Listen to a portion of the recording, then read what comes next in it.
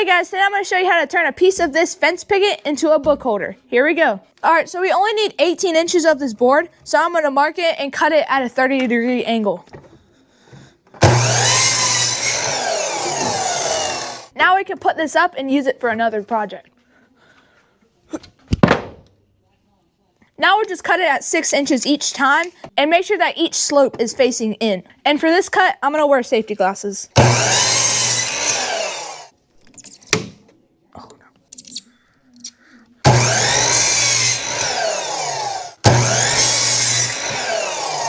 Alright, there we go. We got all the pieces cut out. And now we're going to use a star bit and 1-inch screws to put it together. And it's a good idea to pre-drill these holes because we're working with cedar.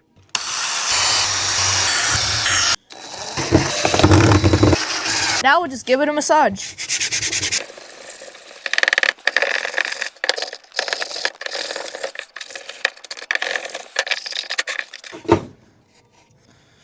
There we go.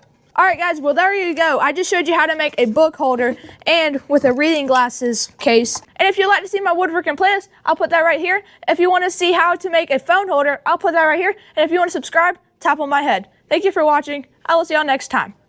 Subscribe to Barn Boy.